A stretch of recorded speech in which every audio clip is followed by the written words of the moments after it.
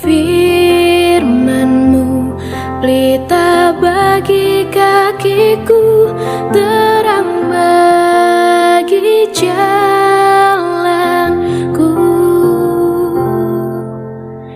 Firman-Mu pelita bagi kakiku, terang bagi. Di dalam nama Yesus kami siap untuk Bible study. Haleluya. Amin. Amin. Oke, siap. Shalom, selamat malam semuanya. Shalom juga buat Hari dan Hani. Shalom, shalom Pak Dede. Ya, puji Tuhan. Yes, Ya, Dede semua. hari ini kita akan mengakhiri Bible study kita di tahun 2025 ya. Udah selesai. Kita akan melanjutkan Injil yang ketiga di dalam Alkitab kita, yaitu Injil Lukas ya. Dan kita sudah belajar 2 Injil di dalam 2 minggu terakhir, yaitu Injil Matius dan Injil Markus ya. Ada yang masih ingat Injil Matius itu, Hani, ditulis untuk orang-orang apa? Tunggu, ketukar satu Yahudi, satu lagi si itu. Yang mana Matius? Matius apa Markus? Matius Yahudi, Markus Taduki. Iya benar, yang Matius benar ya. Yang Markus untuk orang apa? Romawi ya. Ya, Romawi. Romawi benar. Ya, good. Oke, kalau Injil Matius itu Yesus dipresentasikan sebagai apa? Hari. Raja. Iya, sebagai raja ya. Matius merepresentasikan Yesus sebagai raja, sedangkan Markus Yesus sebagai apa, Iren? Ingat nggak, Ren?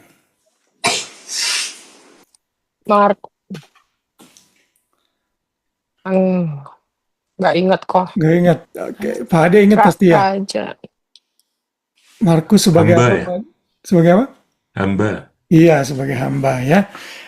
Jadi di dalam Injil Markus yang kita udah belajar minggu lalu itu, Yesus bergerak sangat cepat sekali dari sini ke tempat lain, langsung menyembuhkan orang, melakukan ini, melakukan itu, seperti hamba. Nah, karena Yesus sebagai hamba, nggak penting, genealogi itu nggak penting, silsilah itu nggak penting. Kalau saudara mau cari pembantu, saudara nggak perlu lihat silsilahnya dari keluarga siapa gitu ya, nggak perlu. Nah, maka itu Markus tidak ada silsilah. Nah, di dalam Injil Lukas silsilah muncul lagi karena Lukas lebih menekankan Yesus sebagai anak manusia ya. Nanti kita akan melihat.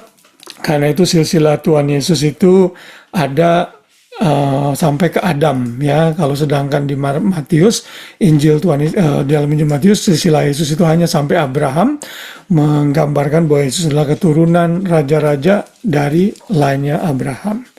Ya, nah hari ini Injil Lukas ya, Injil Lukas. Jadi Yesus dipresentasikan oleh Lukas sebagai anak manusia ya, the Son of Man. Jadi Matius itu Yesus sebagai raja, ya, king. Markus Yesus sebagai hamba, the servant of God. Lalu di dalam kitab Lukas, Yesus itu sebagai son of man atau anak manusia. Dan istilah anak manusia disebut banyak sekali dalam Injil Lukas. Nah, fokus Injil Lukas itu bukan kepada orang Yahudi, bukan kepada orang Romawi, tapi kepada orang Yunani. Ya. Jadi Lukas ini lebih memfokuskan kepada masyarakat secara general, sehingga Lukas itu menggunakan gaya bahasa yang lebih mudah dimengerti ya. Oke, sebelum ke situ saya ulang lagi mengenai seluruh kategori kitab yang ada di dalam Alkitab saudara dan saya. Ya, 66 kitab, 39 perjanjian lama, lalu 27 kitab perjanjian baru. Kalau saudara sekali lagi bisa menghafal dan ingat seluruh kategori ini akan membantu saudara untuk lebih connect saat saudara masuk ke dalam pembacaan Alkitab reguler yang saudara lakukan dalam kehidupan keseharian kita gitu. Seperti di gereja GB Emmanuel itu kita sudah sampai masuk kitab Yeremia. Nah, ada yang ingat nggak kitab Yeremia itu masuk ke kategori apa? Yeremia. Nabi kecil. Nabi gede. Salah dong, nabi besar. Ya. Nabi gede. Oh iya. Nabi besar ya. Yesaya, Yeremia, Ratapan, Yeskiel, Daniel itu nabi besar ya. Kalau nabi kecil itu mulai dari Hosea, Yoel, Amos, Obadja itu ya. Yunus, Mika, Nahum, Habakuk, Zakaria, Zephania, Hagai, Zakaria, Maliaki. Nah itu ya. Jadi saudara bisa mengerti. Lalu di dalam perjanjian barunya, di dalam schedule pembacaan kitab kita itu adalah Matius. Nah Matius tentunya masuk dalam kitab Injil ya. Nah ini saudara ingat ya 512, 5512, 412, 1. Nah ini kategori-kategori yang bisa membantu saudara lebih exciting lagi jadi baca kitab ya. Oke, mari sekarang kita akan masuk ke dalam beberapa pattern atau pola yang kita pakai selama ini untuk overview kitab Lukas. Dan saya ambil judulnya dari Chuck Swindoll yang saya suka pakai chartnya kalau saudara ingat ya. Dia mengatakan Lukas itu dengan judul The Doctor Who Gives a Second Opinion. Jadi seorang dokter yang memberikan pendapat atau opini yang kedua mengenai apa? Mengenai siapa Kristus, mengenai siapa Yesus itu. Ya. Nah, di dalam Injil Lukas ini ditulis untuk menolong masalah dengan keraguan gitu ya, karena Lukas itu kan menulis kepada seseorang yang bernama Theophilus, dan di situ Lukas meyakinkan bahwa apa yang dia dengar itu sudah diselidiki dan diuji oleh Lukas dengan bertanya kepada banyak saksi mata, sehingga Theophilus itu tidak ragu lagi mengenai keberadaan siapa Kristus itu. Ya, jadi ini fokusnya Injil Lukas ya. Injil Lukas juga disebut sebagai Injil untuk mengetahui kepastian ya, knowing for sure yang mengenai Kristus. Jadi diharapkan para pembaca termasuk saudara dan saya saat kita membaca Injil Lukas, kita setelah selesai membaca Injil Lukas kita semakin yakin siapa Kristus yang sesungguhnya ya, seperti itu. Nah jadi kepada Theophilus inilah Lukas memberikan opinion kedua mengenai Kristus ya. Jadi Lukas itu disebut sebagai every man's gospel ya, kabar baik keselamatan untuk seluruh manusia tanpa melihat jenis kelamin, status sosial, etnis, orang Yahudi, orang Yunani, pokoknya gabung. Kalau baca Injil Lukas itu lebih bisa dimengerti begitu ya. Jadi disebut juga sebagai universal gospel. Kalau Matius itu kan lebih fokus kepada orang-orang Yahudi, Markus ke Roma. Kalau Lukas walaupun ini fokusnya kepada Yunani, Yunani itu kan lebih luas lagi jangkauannya, jadi lebih kepada Injil untuk banyak orang ya, universal gospel. Nah kategori pertama yang kita pelajari tentunya siapa penulis Lukas. Dan tidak ada keraguan sedikit pun yang menulis Injil Lukas adalah Lukas itu sendiri. Dan kesaksian dari bapak-bapak gereja juga menyatakan hal ini, bahwa Lukaslah yang menulis Injil Lukas dengan kitab kisah para rasul yang nanti kita akan pelajari setelah Injil Yohanes tentunya ya.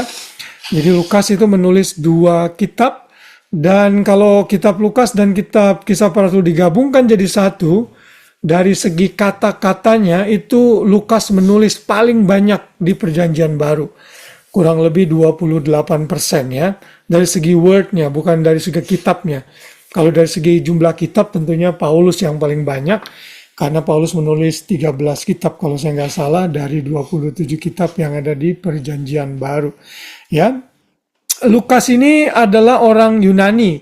Kalau saudara nanti membaca di Kolose 4 ayat 11 dan juga ayat 14 menyatakan Lukas ini dibedakan oleh Paulus di ayat-ayat itu dengan orang-orang yang bersunat. Jadi Lukas itu tidak disunat, berarti dia orang Yunani. Dan kalau itu benar, berarti ini adalah satu-satunya kitab yang ditulis oleh non-Yahudi. Ya, jadi bukan orang Yahudi asli sih. Tuhan itu luar biasa ya dalam memakai seseorang ya. Dari berbagai macam kalangan Tuhan pakai untuk menulis kitab yang diinspirasi oleh Roh Kudus ya. Kemudian Bapak Gereja yang bernama Eusebius dan Jerome mengidentifikasi Lukas sebagai native of Antioch. Jadi orang asli yang tinggal di Antioquia. Itu ada di Kisah Para Rasul 11, 14, 15, dan 18 ya. Itu menurut Bapak Gereja. Jadi kemungkinan besar Lukas ini berasal dari Antioquia. Ya, dan Lukas adalah teman sepelayanan Paulus yang sangat dekat dengan Paulus ya. Mulai dari pelayanan waktu Paulus melihat penglihatan di Makedonia, ingat ya, ada orang melambai-lambai meminta Paulus untuk datang melayani di sana di Makedonia, dan terus menemani Paulus sampai menjelang kematiannya, dan itu dicatat dalam 2 Timotius 4 ayat 11. Jadi kalau saudara ingat ya, Markus itu orang dekatnya siapa? Ada yang ingat minggu lalu? Markus siapa orang dekatnya? Petrus ya, Petrus. Jadi Markus itu juru tulisnya Petrus. Sedangkan Lukas itu orang dekatnya Paulus. Jadi banyak kesaksian yang juga Lukas dapat dari Paulus juga ya. Walaupun Paulus sebenarnya tidak menyaksikan secara langsung ya mungkin ya sepak terjang Yesus dalam pelayanannya gitu ya, walaupun dia sempat melihat Yesus dalam penglihatan waktu perjalanan ke Damaskus ya. Nah, Paulus menyatakan dalam Kolose 4 ayat 14 bahwa Lukas adalah seorang dokter ya, seorang physician, dan ini terbukti dengan porsi di dalam kitab Lukas yang menekankan pelayanan kesembuhan Tuhan Yesus banyak sekali ya. Dalam pasal 4, pasal 6, pasal 8 itu banyak sekali mencatat mengenai mujizat-mujizat Yesus yang dilakukan fokus untuk kesembuhan. Walaupun istilah-istilah medis yang digunakan pada saat itu sama dengan Injil-Injil lainnya, karena memang pada saat itu vocabulary-nya masalah untuk medis tidak sebanyak sekarang, tentunya sekarang udah mulai perkembangan. Walaupun sama, tapi fokusnya Lukas lebih kepada mujizat Yesus mengenai kesembuhan, karena dia sendiri juga adalah seorang dokter ya. Jadi kitab penulis Alkitab itu bukan hanya berbeda suku bangsa yang berbeda-beda orangnya, tapi juga vocation mereka, pekerjaan mereka itu beda-beda ya.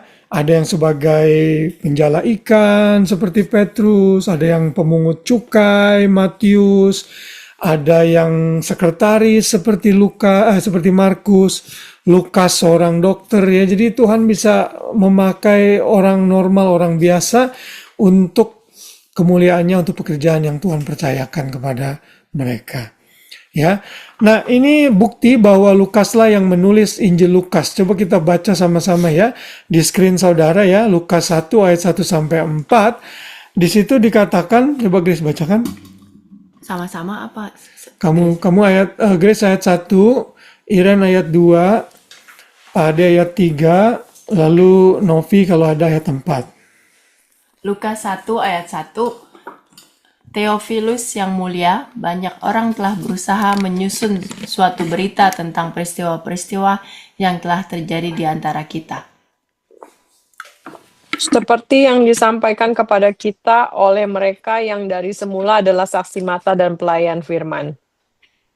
Karena itu, setelah aku menyelidiki segala peristiwa itu dengan seksama dari asal mulanya, aku mengambil keputusan untuk membukukannya dengan teratur bagimu.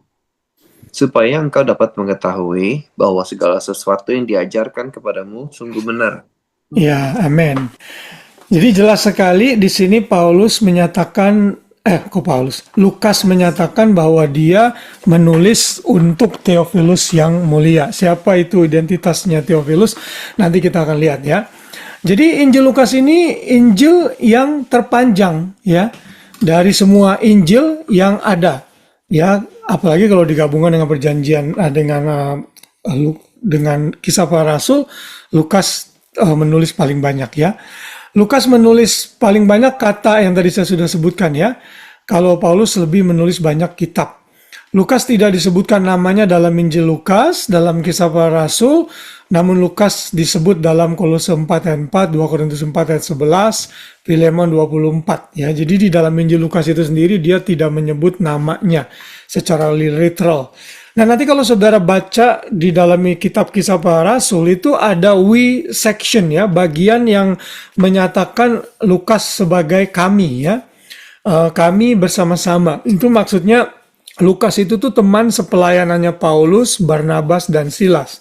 Jadi Lukas itu benar-benar saksi mata pelayanannya Paulus dan para rasul khususnya dalam kitab Kisah Para Rasul. Makanya dia orang yang sangat compatible ya, bukan capable yang mampu dan reliable untuk bisa mencatat pelayanan dari perkembangan pemberitaan Injil di kitab Kisah Para Rasul. Karena Lukas ada di sana, makanya dia include dirinya itu di dalam we section yang seringkali muncul dalam kitab Kisah Para Rasul. Jadi Lukas ini bukan saksi mata pelayanan Tuhan Yesus. Kemungkinan besar dia bertobat di bawah pelayanan Paulus. Dia dapat info dari Paulus dan juga rasul-rasul yang lain dan melakukan investigasi dan akhirnya menulis Injil Lukas. Kalau saudara lihat ayat 2 tadi ya, seperti yang disampaikan kepada kita oleh mereka yang dari semula adalah saksi mata dan pelayan iman. Lalu ayat 3, karena itulah dia menyelidiki dengan seksama asal mulanya. Jadi Lukas terima informasi lalu dia selidiki. Misalnya ya, the story of nativity misalnya, the story tentang kelahiran Yesus ya. Mungkin Lukas mendengar dari para rasul untuk meyakinkan lagi apakah ceritanya itu benar, dia mewawancara Maria misalnya gitu. Makanya kalau saudara perhatikan kisah kelahiran Yesus, itu kisah yang paling komplit di kitab Lukas. Kalau Markus tuh nggak ada kisah kelahiran Yesus. Kenapa? Hamba. Siapa yang peduli dengan kelahiran hamba? Ya kan, makanya Lukas sama Matius porsinya begitu. Ya jadi kenapa kita perlu 4 Injil ya? Karena kita perlu lebih dari 1 orang saksi. Saudara ingat ya, menurut tradisi Yahudi dan juga Alkitab mencatat, saksi yang paling baik itu adalah 2 orang atau lebih. Kalau orang bersalah, untuk meyakinkan panggil 2 orang saksi kan? Gitu. Jadi kalau misalnya saya melihat Hari nyolong mangga tetangga gitu kan. Saya lihat Hari nolong mangga tetangga. Oke, siapa saksinya? Saya sendiri. Nah, nggak bisa, saudara. Ya, kalau kita sendiri yang bersaksi itu lemah. Jadi kita perlu orang lain yang membantu untuk bersaksi. Karena itu Injil ditulis oleh 4 orang yang berbeda. Bukan hanya 2, 4. Jadi cukup sekali kesaksiannya. Ya, oke. Nah, tradisi gereja mengkonfirmasi Lukas sebagai penulis Lukas dan kitab Kisah Para Rasul tadi sudah sebut ya.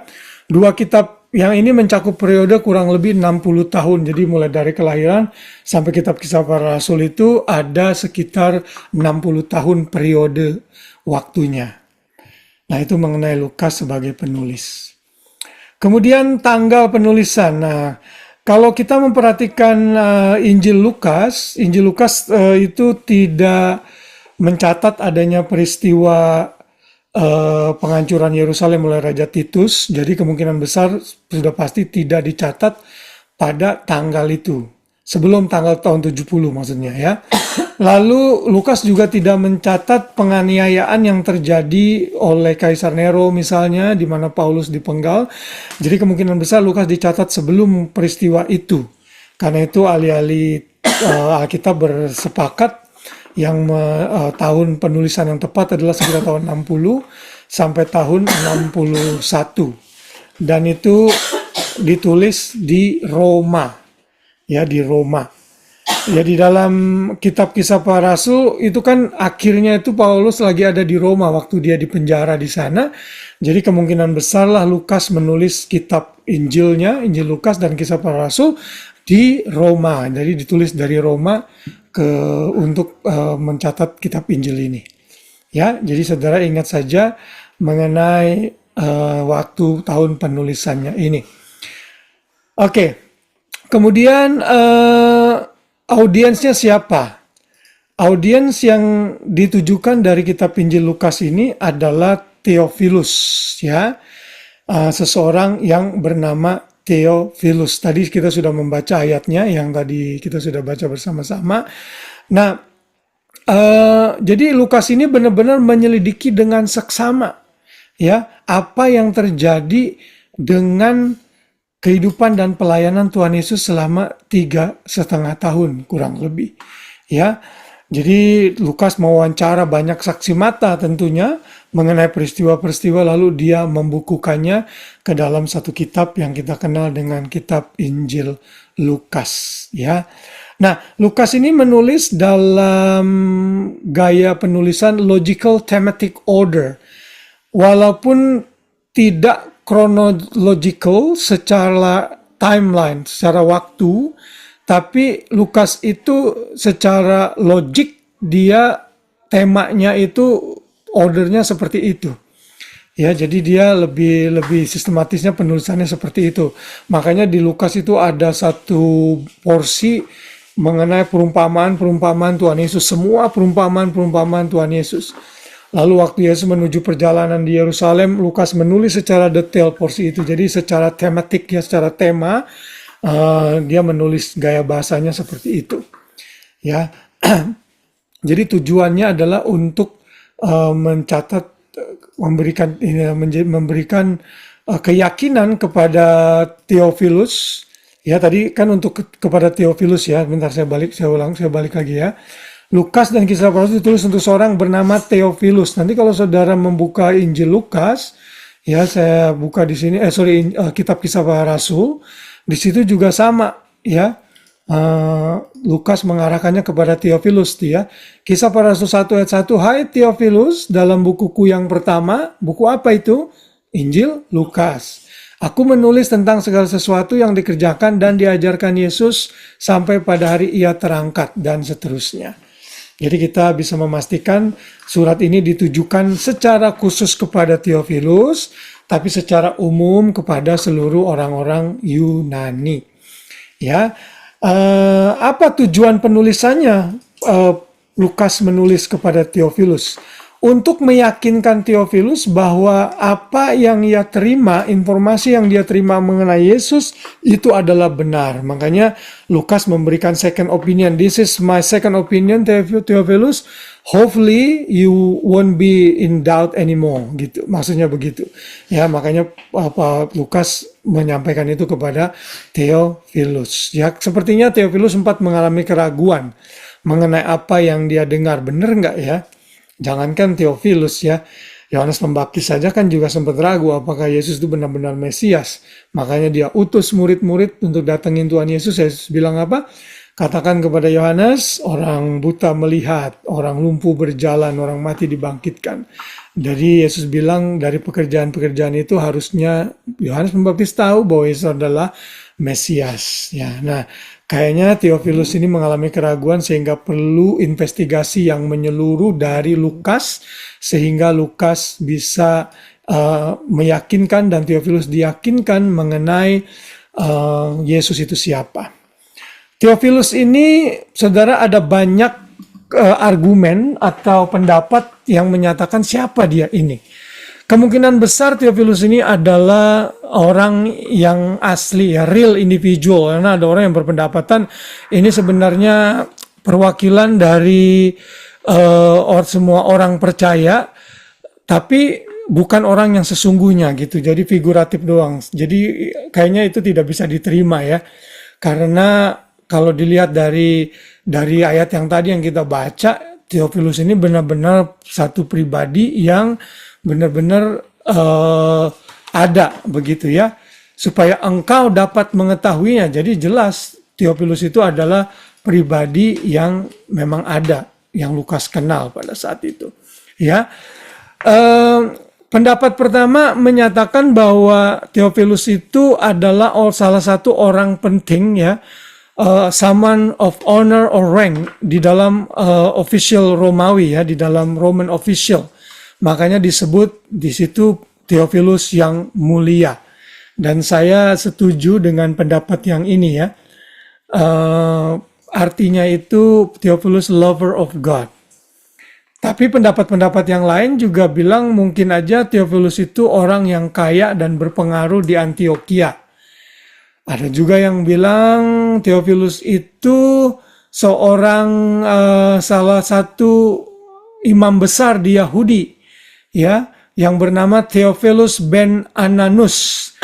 Theophilus ben Ananus ini adalah high priest yang dicatat pada tahun 37 sampai 41. Dia adalah anak dari Anas, the brother-in-law of Caiaphas, kalau saudara ingat cerita di Injil. Itu pendapat ya. Kemungkinan besar sih ini kayaknya tidak tepat. Ini pendapat beberapa ahli. Lalu ada lagi pendapat yang lain, teori yang lain. Theophilus ini dikatakan sebagai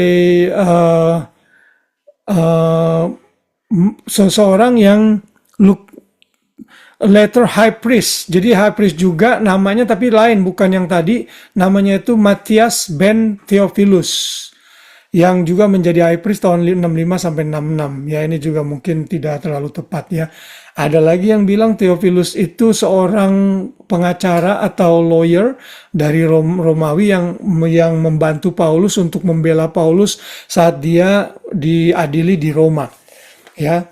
Apakah pendapat-pendapat itu benar, kita tidak pasti, tapi yang jelas menurut teks yang tadi kita sudah baca, karena Lukas mengadres bilang Theophilus yang mulia, jadi kemungkinan besar Theophilus ini adalah orang penting yang ada di official di Romawi, ya, seperti itu.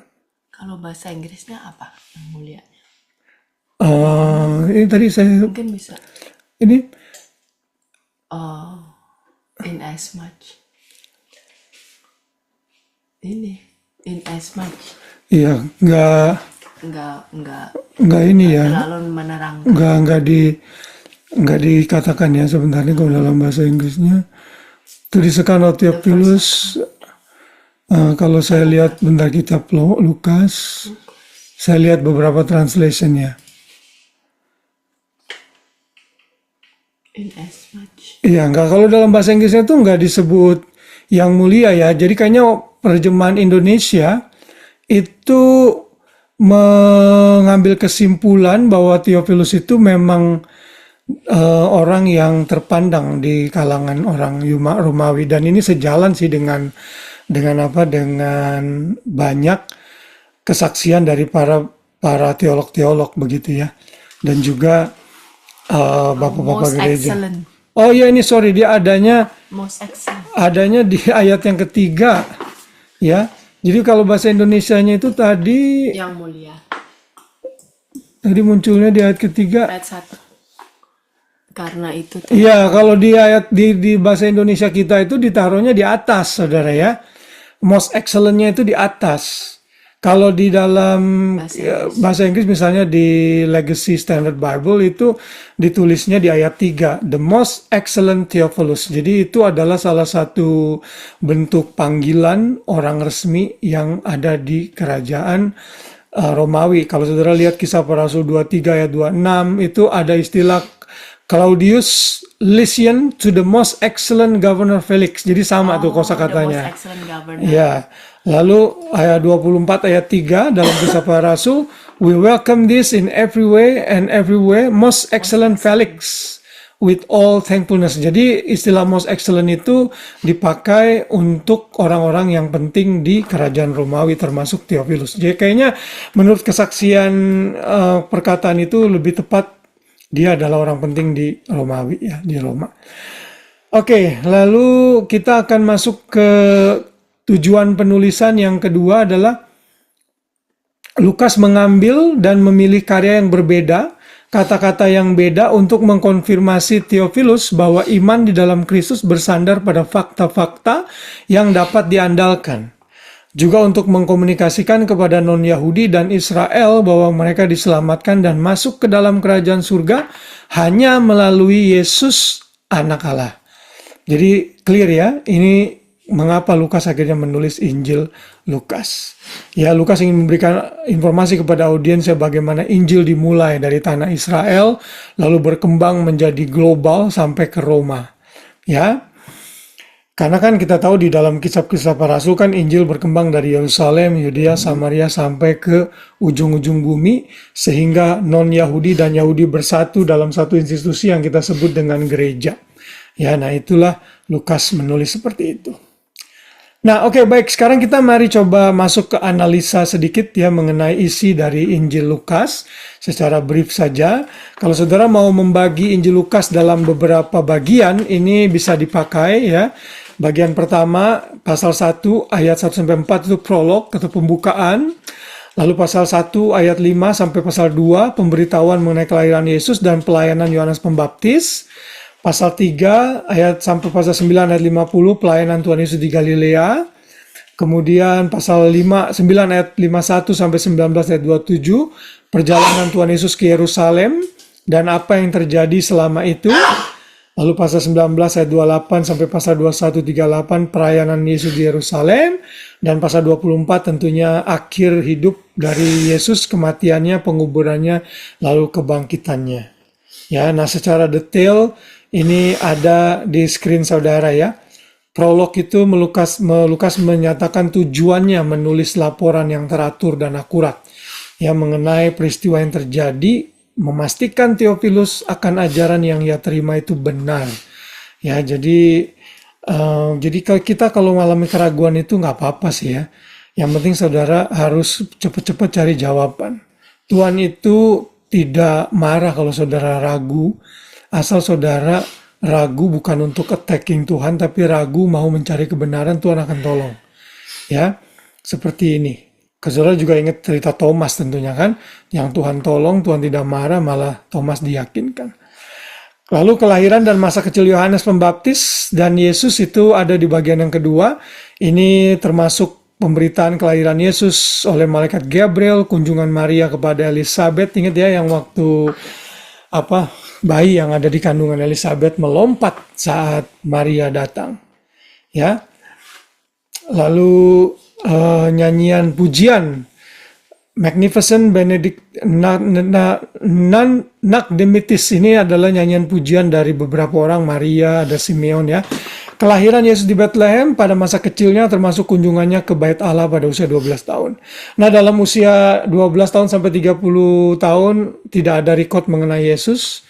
Kalau orang Islam itu katanya percaya Yesus ke India lah dan lain-lain ya. Itu menurut Injil yang kita tidak terima gitu. Ada cerita juga Yesus membangkitkan burung pipit ya, itu tidak dicatat di dalam Injil tentunya ya. Jadi kita tidak bisa terima itu. Tapi itu yang Tuhan Yesus sekolah Sekolah di mana? selama dari masa itu di dalam masa itu Tuhan Yesus Iya bisa sekolah. bisa jadi dia dididik dalam rabbinic learning, tapi maksudnya nggak dijelaskan, nggak dicatat apa saja yang ia lakukan pada masa itu secara detail. Oke, persiapan pelayanan Yesus Lukas 3 ayat sampai 4 ya mencakup pelayanan Yohanes Pembaptis, pembaptisan Yesus, silsilah Yesus dan pencobaan di padang gurun. Lalu pelayanan Yesus di Galilea, Yesus mengajar di sinagoga, memanggil murid-muridnya, melakukan mujizat penyembuhan, mengusir roh jahat. Bagian ini menyoroti fokus pada orang miskin dan tersingkir. Nah, Lukas itu mengambil satu porsi yang sangat besar bagaimana Tuhan itu memperhatikan orang-orang yang tersingkir ya. Dan orang-orang yang menjerit karena ketidakadilan yang dilakukan oleh para pembesar ya. Karena itu kalau saudara dipercaya untuk jadi bos, jadi atasan, saudara mesti perhatikan itu ya, jangan melanggar apa yang Tuhan perintahkan. Karena Tuhan berteman dengan orang-orang seperti itu. Nanti dalam Lukas 4 kan saudara ingat ya, Yesus mengutip dari kitab Yesaya bahwa Yesus itu dipanggil untuk orang-orang yang seperti itu. Lalu perjalanan ke Yerusalem ini adalah bagian yang unik, yang panjang dalam Lukas yang disebut sebagai bagian perjalanan. Di sini Yesus memberikan banyak kunci ajaran dan perumpamaan yang terkenal. Saudara ingat perumpamaan tentang orang Samaria yang murah hati, anak yang terhilang. Itu hanya ada di Lukas, saudara ya. Lazarus dan orang kaya yang memberikan kita a glimpse of heaven and hell di dalam Lukas 16 itu ada dicatat di sana. Ia terus menunjukkan belas kasihannya kepada orang-orang yang tersingkirkan seperti Zakius sebagai pemungut cukai yang bertobat.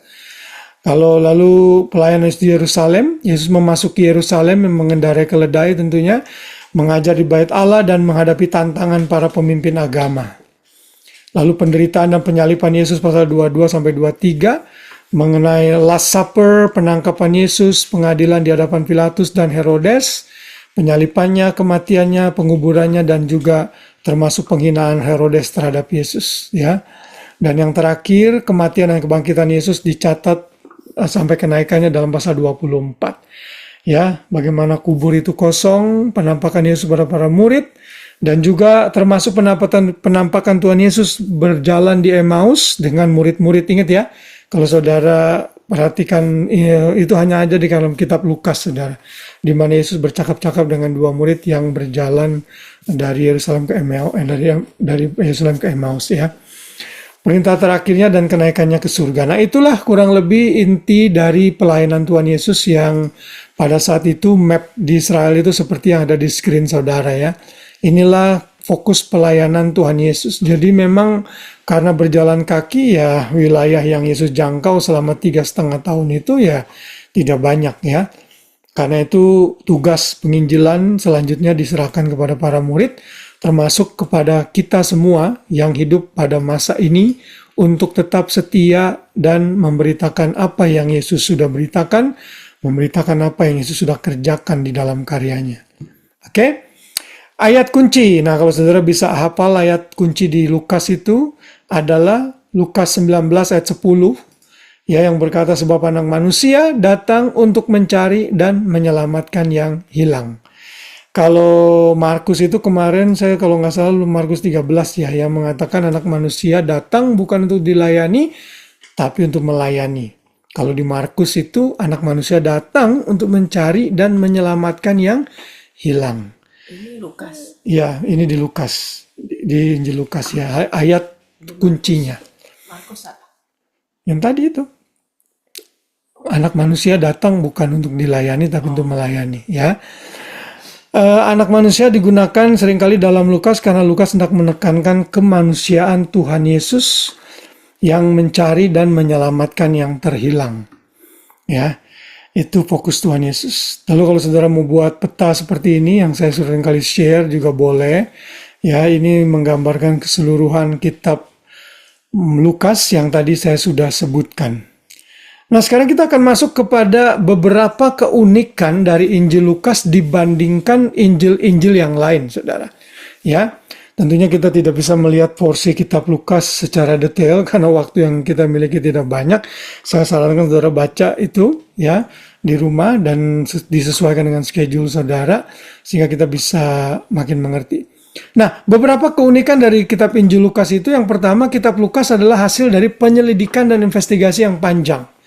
Ya, hanya satu Injil ini yang dicatat seperti itu. Lukas benar-benar confirm and reconfirm lagi mengenai apa yang ia lihat, dia dengar dari orang lain, lalu dia tanya lagi, dia wawancara. Makanya ada kata investigasi di sana, diselidiki ya.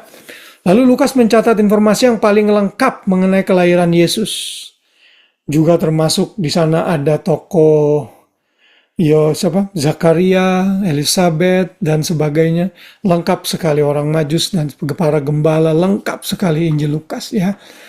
Kemudian Lukas juga menekankan kemanusiaan Yesus dibandingkan dengan Injil-Injil yang lain. Kalau Yohanes, nanti kita lihat next di bulan Januari, lebih menekankan Yesus sebagai Tuhan, Son of God. Ya, kalau Lukas sebagai manusia. Lalu yang berikutnya, silsilah Tuhan Yesus itu diambil dari garis Maria. Nah, ini yang saya mau saudara juga mengerti. Kalau saudara lihat silsilah yang ada dalam kitab Injil Matius dengan Lukas, itu ada perbedaan ya. Nama-namanya beda. Saudara bisa lihat sendiri online, sudah banyak sekali resources yang mencatat hal ini. Jadi kalau di dalam Injil Matius itu mengambil dari lainnya Yusuf dari Daud anaknya Salomo. Sedangkan di Injil Lukas itu diambil dari lainnya Daud, tapi bukan dari Salomo, tapi dari Nathan, anak yang lain dari Daud. Nah, itu kalau diurut-urut itu jadi bapak leluhurnya Maria. Makanya kalau saudara buka Injil Lukas yang mengenai silsilah ini, Yusuf itu disebut anak Heli. Nah, Heli ini bukan yang melihara anjing ya, Heli kukuk. Heli itu adalah papanya dari Maria. Nah, Maria, karena papanya Maria, jadi secara tidak langsung itu juga bapaknya dari Yusuf. Makanya di situ disebut Yusuf, ya mertua. Makanya Yusuf anak Heli. Itu sebenarnya dari garis keturunan Maria. Jadi kalau saudara bandingkan dua silsilah ini akhirnya klop. Yang satu menunjukkan Yesus sebagai raja sampai ke Abraham. Sedangkan di Lukas, Yesus sebagai anak manusia sampai ke Adam. Gitu ya silsilahnya. Jadi kalau saudara bisa lihat sendiri itu di Lukas pasal 3.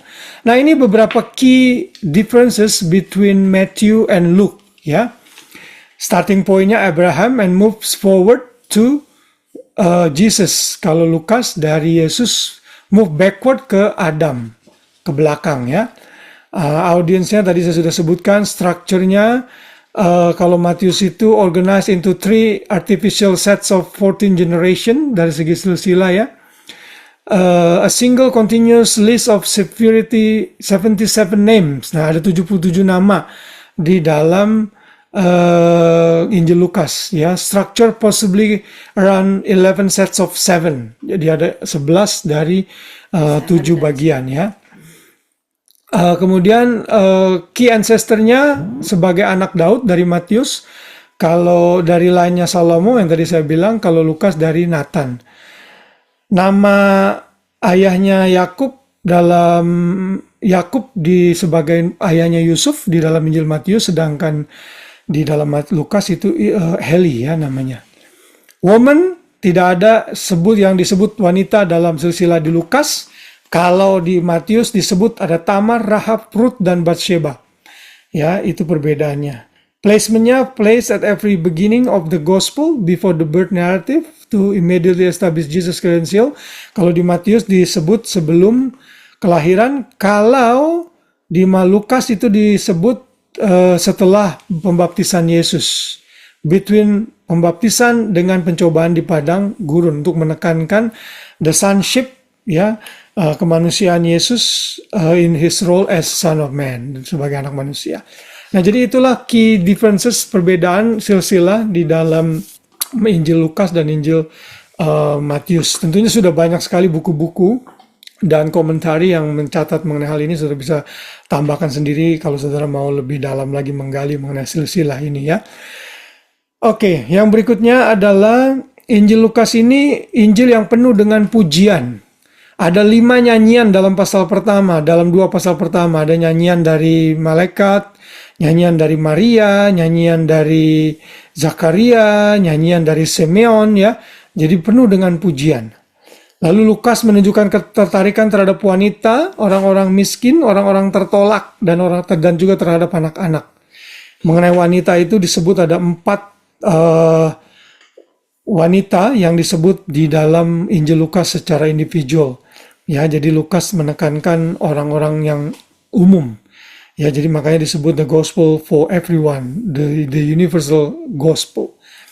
Yang berikutnya adalah karena Lukas fokus kepada non-Yahudi, Greek, Lukas sering kali menjelaskan lokasi geografis dari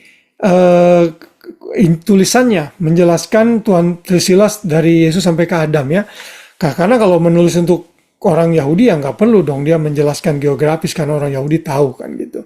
Lalu juga bukti lain bahwa Lukas menulis untuk orang Yunani, dia seringkali menyebutkan nama-nama resmi di dalam kerajaan Romawi yang sangat akrab ya pada saat itu ya.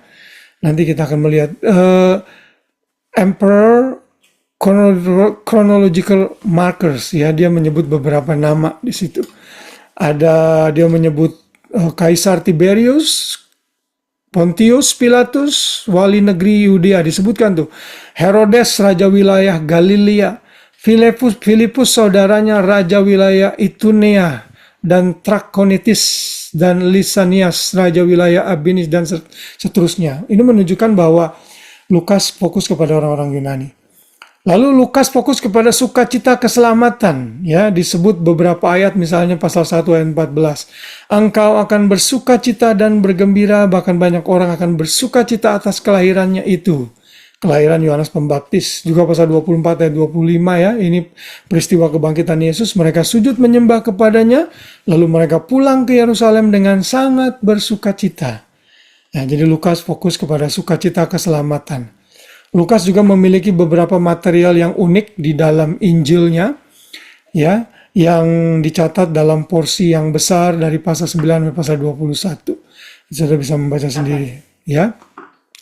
Ya, ada kayak perumpamaan gitu ya, dicatat di dalam Injil Lukas.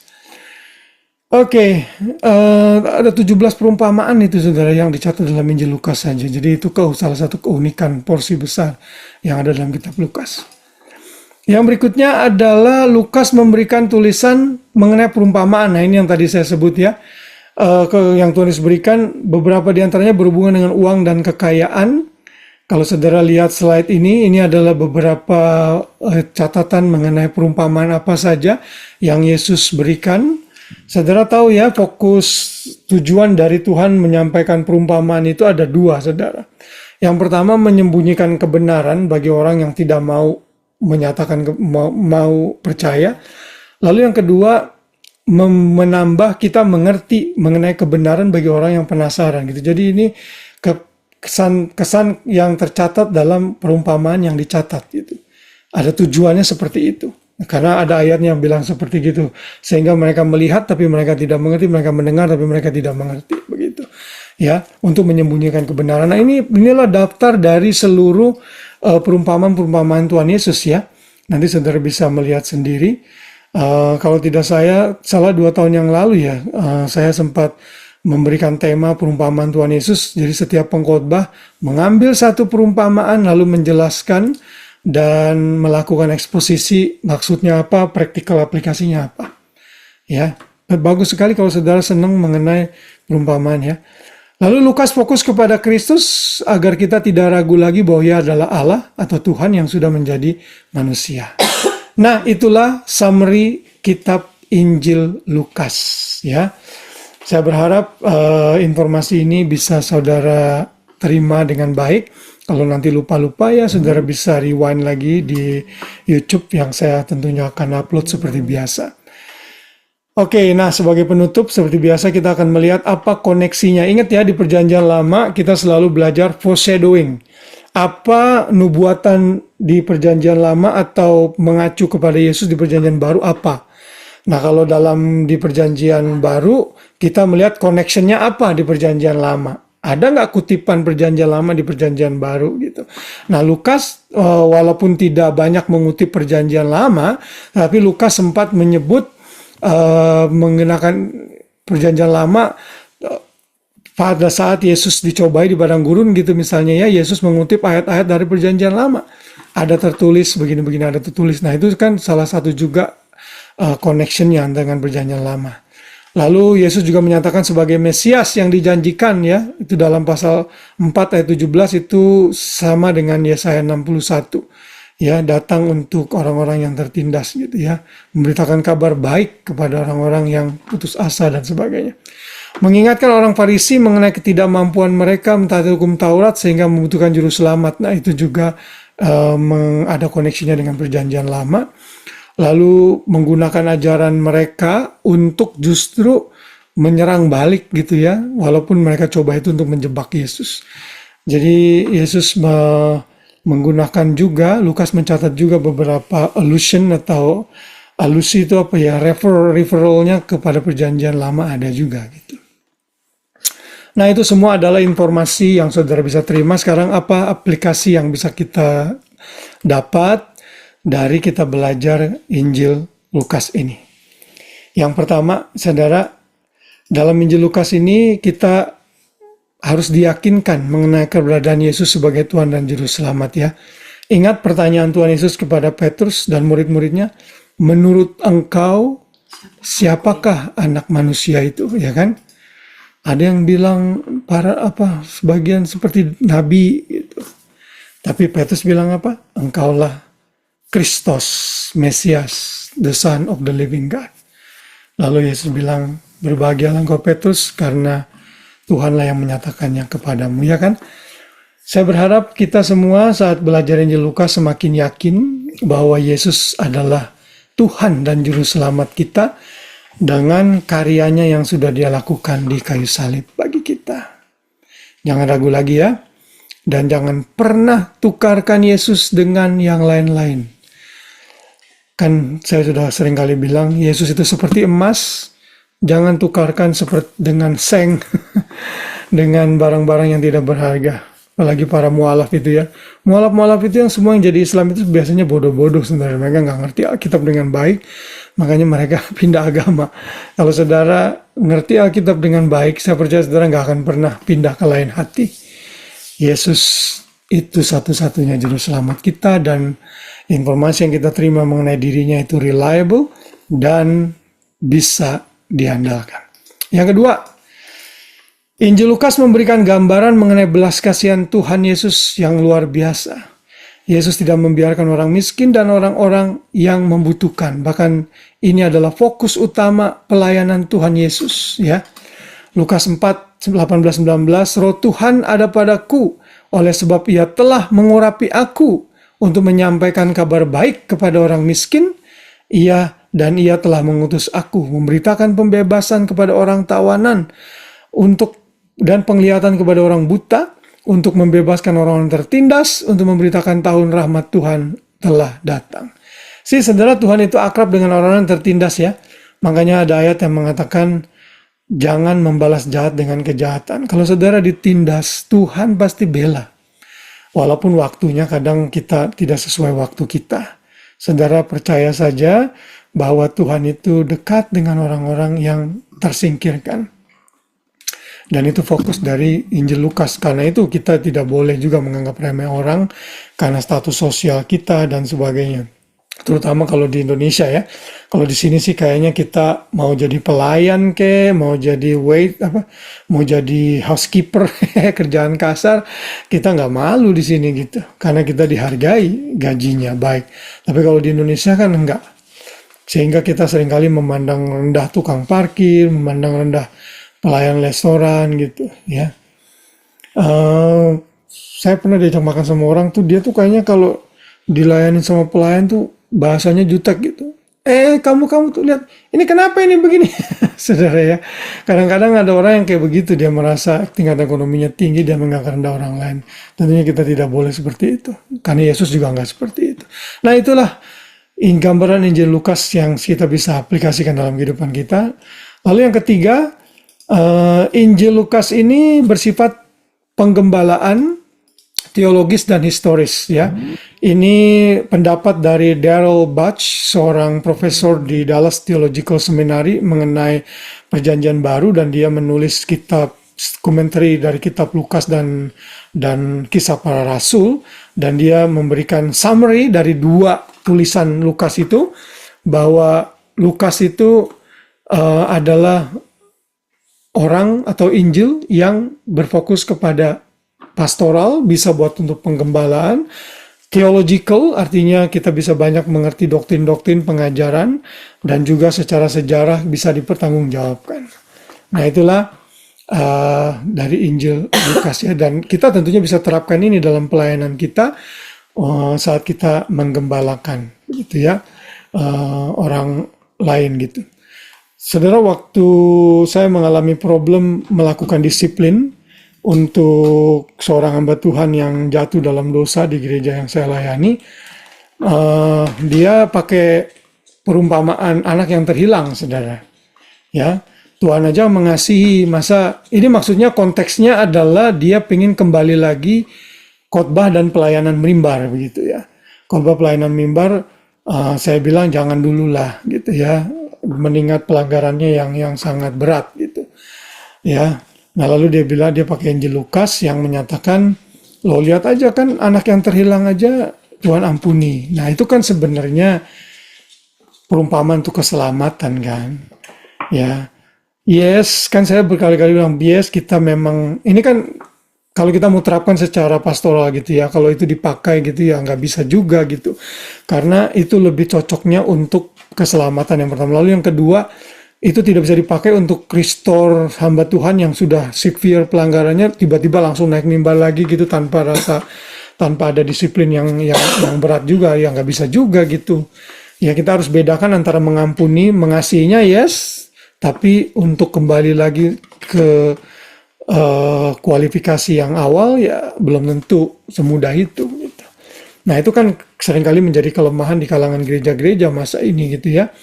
Kalau saudara ingat Carl Lentz itu Hillsong New York yang jadi pendetanya Justin Bieber dan para artis itu kan sempat affair kan dengan wanita simpanannya dan dia ngaku di Instagramnya dia, lalu akhirnya dipecat. Sekarang itu sudah menggembalakan lagi. Jadi begitulah standar kita dianggap oleh dunia tentunya rendah sekali ya. Nah itu kan hal yang bersifat pastoral seperti itu, kita mesti ngerti kalau orang pakai perikop tertentu, ayat tertentu, tapi wrong application, kita mesti tahu juga cara menjelaskannya gitu ya. Orang itu juga bilang, Daud juga kan berzina tapi diampuni.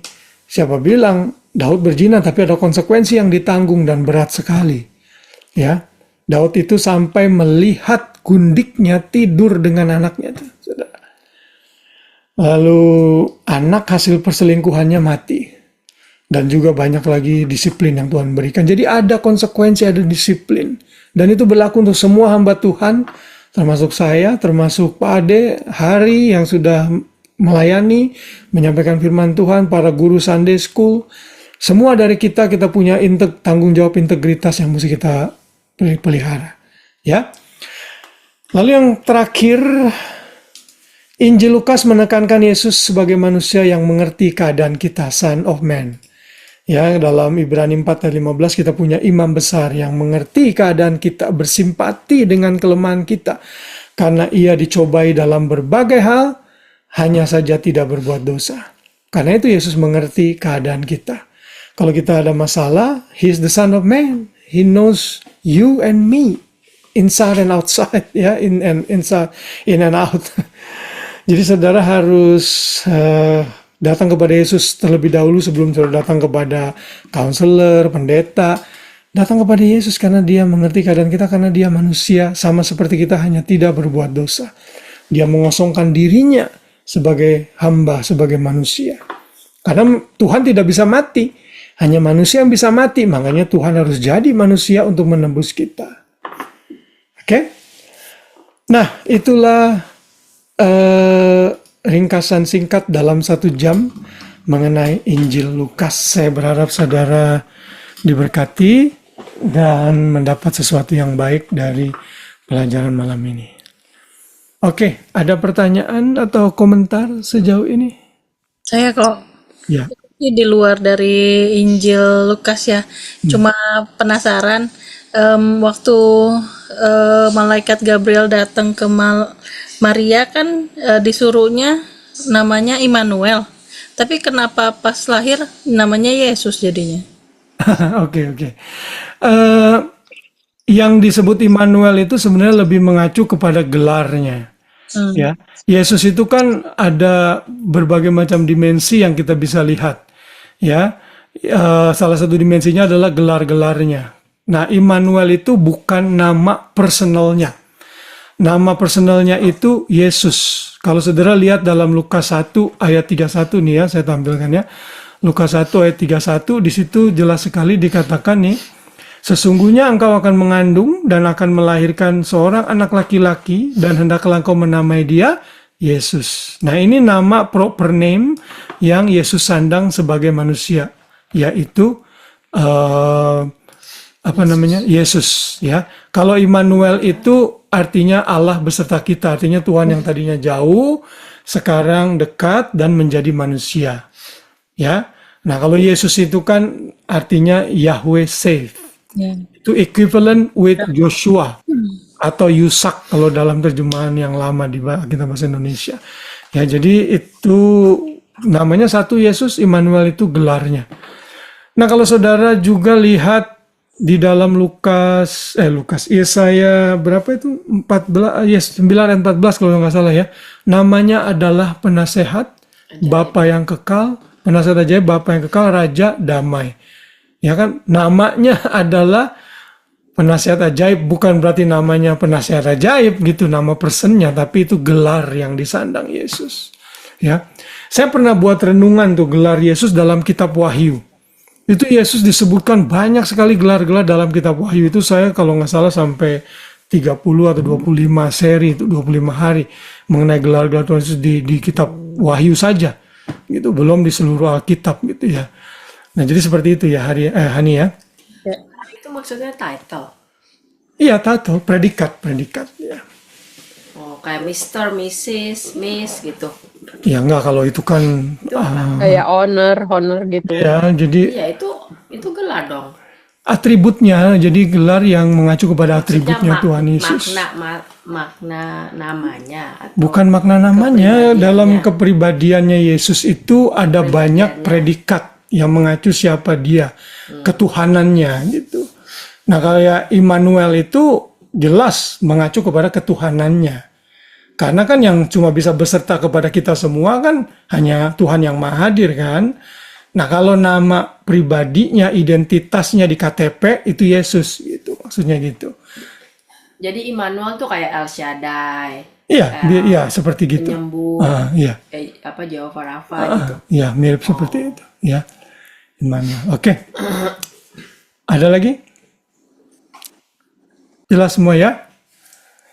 Oke, jadi Iren inget Ren, Injil Lukas itu Yesus dipresentasikan sebagai apa Ren? Anak?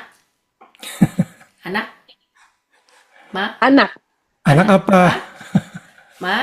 anak, Nu? Anak nu. Anak manusia. anak manusia. Ya, anak manusia, son of God. Kok Ya. anak domba? Oke.